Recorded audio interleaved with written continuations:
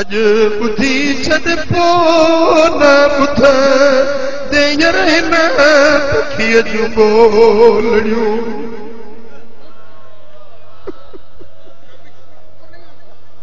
ओ लामता बिठो नवे लाहूत भरियूं लोलड़ियूं अज बुधी छद पो न ॿुधंदे वो हिन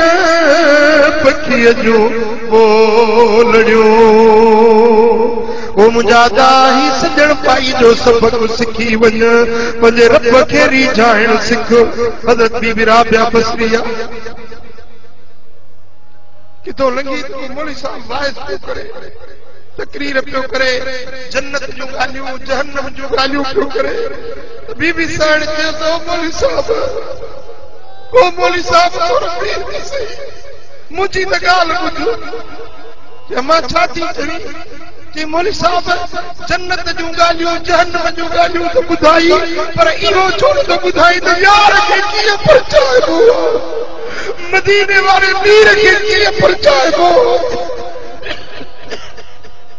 रब खे कीअं राज़ी कबो आहे ओ मौलवी साहब रब जे रिझाइण जी जॻह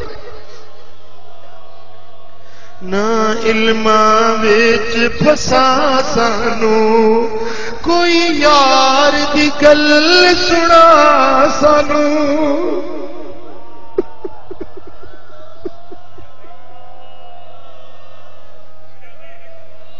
कोई यार दी गल सुना सानू कोई यार दी गल सुना सानू न इल्मा विच फसा सानू चवे थी ओ मौलवी साहब हजरत आदम जन्नत में रहलुयो पर जेडी मल अल्लाह ताला जल शानो मुआखज़ो कयोसि त जन्नत में भी लटा लिबास लही वियुसि ताज लही वियुसि उहे जन्नत जा लिबास लही वियुसि जे वण जो पन वठण पियो वञे त वण बि परते झुकंदा पिया हटंदा पिया वञनि वण पिया चवनि त आदम खे पन न ॾिजो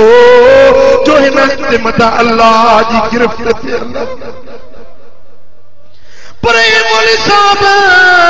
जॾहिं अल्लाह ताला जल शानो आदम जी गिरफ़्त कई त जन्नत में बि रीहूं रोअण हुयुसि पर जॾहिं महिल अल्लाह ताला इब्राहिम खलील ते राज़ी थियो हुयो त निमरूद जे आड़ाह खे बि जन्नत जो बाग बणाए छॾियो हुयो मौलवी साहब इहा ॻाल्हि सेखार त रब खे कीअं रिझाइबो पीर खे कीअं परचाइबो जे रब राज़ी थी वियो त दुनिया बि आबाद आख़िरत बि आबाद थी वेंदी मुंहिंजा दा ओ मिठा ओ मुंहिंजा प्यारा तो रब जो दर छॾियो आहे तॾहिं तूं परेशानियुनि में आहीं तुंहिंजा कर्ज़ तुंहिंजा दर्द तुंहिंजूं परेशानियूं इहे बेहंदूं न आयूं आहिनि सभु तुंहिंजे अमलनि जी शामत तुंहिंजे बद किरदारी बद अमाली जे करे इहे तूं तकलीफ़ूं ॾिसी रहियो आहीं ओ मुंहिंजा दा हाणे अल्लाह जे दर ते मोट खुदा जे दर ते माफ़ी वठ मदीने वारे मीर जे दर ते पांध गिचीअ में पाए